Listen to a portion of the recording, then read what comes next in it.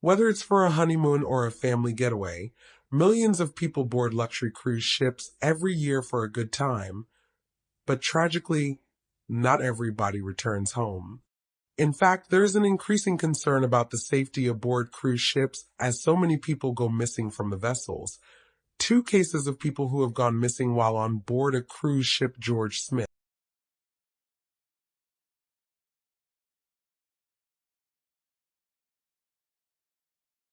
Liang lay in February of 2017. 36-year-old Liang Lei, who often went by Angie, boarded the MSC Cruises MSC Magnifica for a 10-day Mediterranean cruise with her husband Daniel Belling and their two children aged 4 o'clock and 6 o'clock. The family departed on February 9th, but when the ship returned to Italy on February 19th, only 3 of the 4 family members left the MSC Magnifica. Daniel and the 2 children were about to board a flight back to their home of Dublin, Ireland, when the Italian authorities approached the family and brought the 46-year-old, who was an IT consultant, into custody. The children were collected by their paternal grandparents who lived in Germany. The ship's crew realized that someone was missing due to the onboard security measures. It was detected that one less person had passed through the ship's turnstile while leaving, and the crew managed to narrow this down to Daniel and Angie's family before alerting authorities. Daniel was immediately treated as suspects number 1. He had told nobody that his wife was missing. He had not raised the alarm or even seemed concerned that she was simply gone from the ship. He also gave the police conflicting information. Daniel told authorities that he last saw Angie after the ship stopped at the Greek port. She apparently stayed on board while he took the children out on an excursion, and when they returned, she was gone. He explained that his wife was very unhappy and ready to leave the cruise, and that she often disappeared from family vacations. He assumed she was hiding out somewhere and would meet them in Italy. Or perhaps she'd left for good this time and returned to Dublin when she didn't show in Italy. He guessed that Angie had escaped their marriage and returned to her native China, claiming that she'd threatened to do this several times before. Angie was last seen by crew members on the second day of the cruise, February 10th, where an odd interaction by the couple was seen by employees of the gift shop. Reportedly, Daniel had stormed into the store, pulling out a pair of trainers from his backpack and saying to his wife, quote, "Put these on instead of your sandals and shut up." Witnesses claimed that Angie looked shaken after the interaction and none of the crew saw her again. She was absent at mealtimes. The children and Daniel ate alone, and Daniel reportedly told the maid that they did not need to make up the fold-out bed, as there was only 3 people sleeping in the room now, and they would share the main bed. There are mixed reports about Angie's possessions, however. Several articles claim that her phone, passport, and suitcase were missing, while most claim that Angie had left them behind. Daniel had apparently packed up her belongings and planned to take them back with him to Dublin. It's unknown how or why Angie would have left without her possessions, particularly her phone and passports, since she was in a foreign country. Contradicting his earliest statement, Daniel at one point claimed that Angie had gotten off the ship in Greece after all, to meet for business with the Chinese community that resided there. Angie was a wedding planner with her own business named Cinderella's Wedding, which she started up in 2015. The business was aimed at Asian brides and grooms and offered dress rentals and wedding photo album design, among many other things. Another contradictory statement was offered by the children, who said that their father asked them to stay in the cabin one night while Daniel and Angie went out, but their mother never returned. Angie's mother was not alerted to her missing daughter by Daniel or the investigators. She found out through a friend who could read and speak English and who found and translated the article for her. Upon hearing that Angie was missing, her mother confirmed that she had returned home to China. She also said in a sworn statement that her daughter's husband frequently fought and had a tumultuous after one particularly bad argument, spurred on by Daniel taking the children away to jail for 10 days without saying anything, Angie reportedly ended up with bruises on her wrists. As a result, she kicked her husband out of their shared home, letting him in the next day, only so he could have breakfast, take the kids to school, and work from home. Despite this, Angie's mother denies thinking that Daniel is involved in her daughter's disappearance, claiming that she had a good relationship with her son-in-law and that he is a, quote, very good person. She also went to visit him in prison in Italy. She did, however, add that she didn't believe her daughter would leave her children behind or commit suicide. Angie's mother last heard from her daughter on February 7th, 2017, just days before the cruise. Cruise ship workers also noted that one of the Belling's children was found wandering the ship alone and crying on the evening of February 15th. It's unknown why, or if this has anything to do with the case. Some articles about the family claim that they were struggling financially and asked how the family afforded to go on the cruise in the first place. Then on April 8, 2017, investigators thought they'd finally cracked the case when two men working on their boat in the town of Rimini on the Adriatic coast found a dark blue suitcase floating in the water. It crashed into their vessel, so they hauled it from the water and noticed its considerable weight. When they opened it up, they found the body of an Asian woman wrapped in black bin bags. When authorities arrived, they immediately suspected that the body belonged to the missing 36-year-old Liangying Lei. However, there were a few things that didn't seem to add up. Firstly, if the case had been thrown overboard, it must have traveled 750 miles out to sea, and it simply did not show that kind of wear and tear. Secondly, witnesses noted that the Belling family carried matching multicolored cases they did not own. A dark blue one a day later, authorities began to really have doubts when they realized the woman in the suitcase had longer hair, was much thinner, and even a little taller than Angie. The autopsy confirmed via DNA testing that the body was not that of Liangying Lei, but of an unidentified woman who had died from starvation. The woman's body bore no signs of violence, and law enforcement believed that she went into the case and been bags while alive. The case is estimated to have been in the water for around 10 days. 1 year later, in April of 2018, Daniel Belling was freed from the Italian prison he'd been in for a year. At the hearing, his lawyer told the courts that in 2013, Angie had told an official at Tulsa Island's Children and Family Agency that she was fed up of life in Dublin and wanted to go back to China. Ireland's Crime Court series did an episode on the case in March of 2017 where they discussed the idea that Angie's body was disposed of in her own suitcase. If the case was thrown overboard, it's likely it will have washed up in Egypt. In 2019, it was reported that Daniel Belling was facing 7 charges under the Theft and Fraud Act in relation to mortgage fraud, among other things of summer of 2020. Daniel is now facing charges of killing his and destroying her body.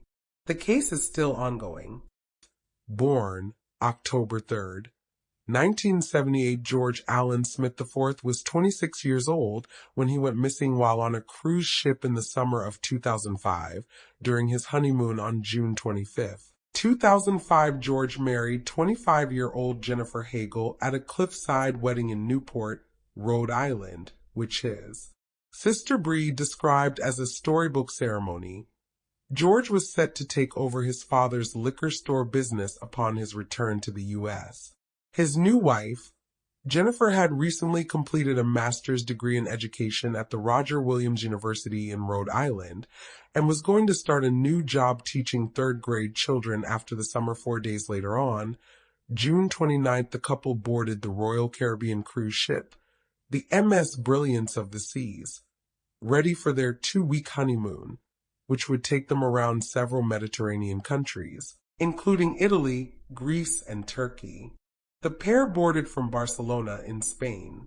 Several days into the cruise, the couple made new friends, most of whom were other couples. But one particular individual was a 20-year-old man named Josh Askin, who was attending the trip with his family.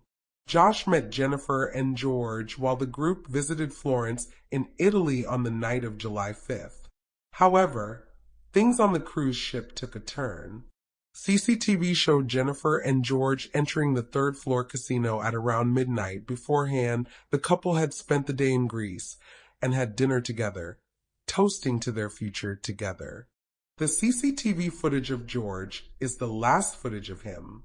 While in the casino, George drank absinthe, which had reportedly been snuck on board as it was not available on the ship, with Josh's skin and 3 young Russian-American men that he had also met named Gregory Rosenberg, Rusty Kaufman, and Zach Rosenberg. Meanwhile, Jennifer was allegedly getting close to one of the crew members. The pair flirted back and forth, which upset George, and he and his wife entered into an argument that resulted in Jennifer kicking her new husband in the crotch before storming out. This was reportedly around 2:30 in the morning. According to Josh, the men partied late into the night, and when they decided to eventually return to their cabins, they realized that George could barely walk, and so they accompanied him back to his room. However, George realized his wife wasn't there, so they all went looking for Jennifer together. When they couldn't locate her, the group of men returned George to his room.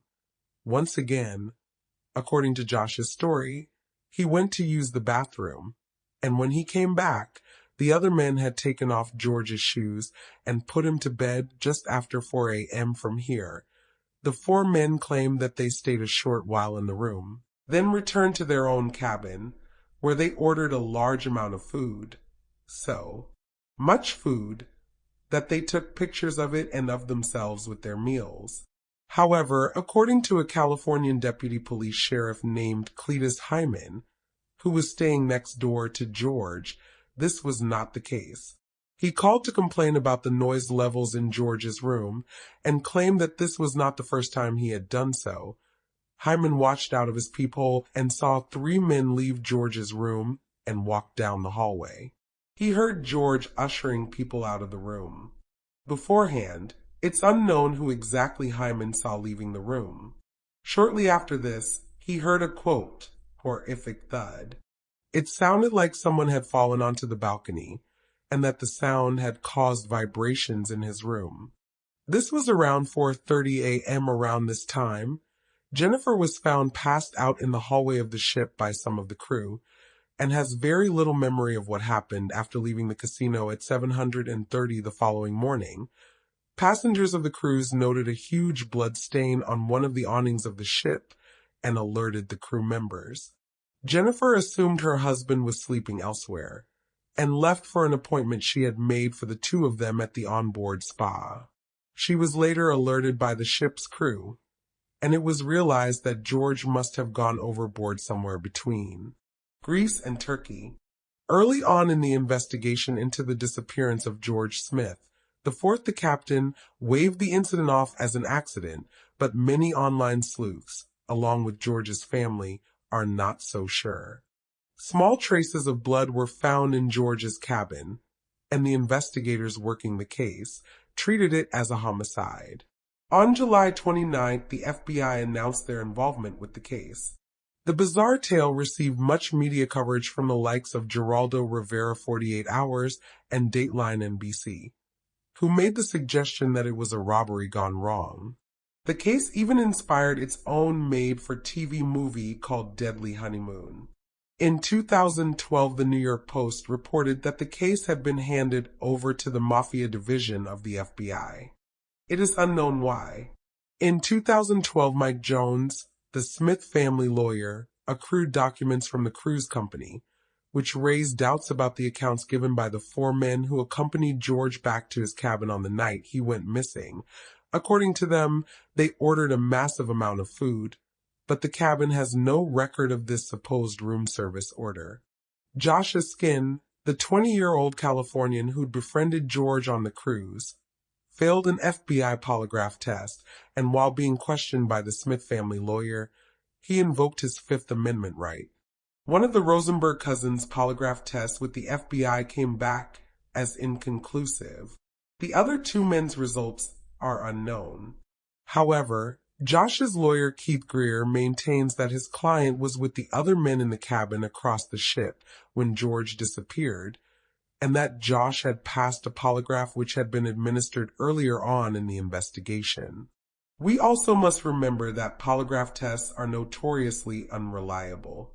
He also claims that the FBI is in possession of the photos, which showed the men with their food in the early hours of July 5th, and that the timestamps on those images prove that the men were in their cabin when George went missing 7 years after the incident. Mike Jones, the Smith family lawyer, learned of a videotape made by some of the men just hours after the disappearance.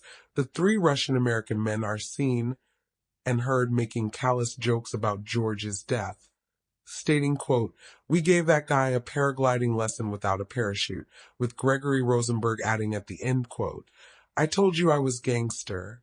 Although the family only learned of the tape in 2012, the FBI had known about it since 2005, adding further fuel to the fire. The 3 Russian-American men and their families were reportedly kicked off the cruise just 3 days after the disappearance, when a 20-year-old woman came forward and claimed she had been raped by Kaufman and the Rosenberg cousins. Josh Eskin was allegedly present for part of it, and the assault had been filmed on Rusty Kaufman's camera.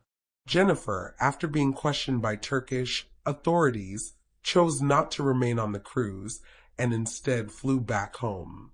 She has been heavily criticized by the Smith family for her behavior following George's disappearance, including for when she accepted $1.1 million in compensation from the cruise line and publicly stated that she believed George died in an accident resulting from his levels of intoxication. In 2009, she remarried and has 2 children.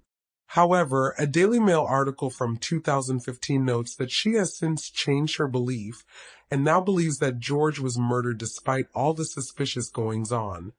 The FBI dropped their criminal investigation into the case in 2015. George's body has never been recovered, and no charges have ever been brought in his case in.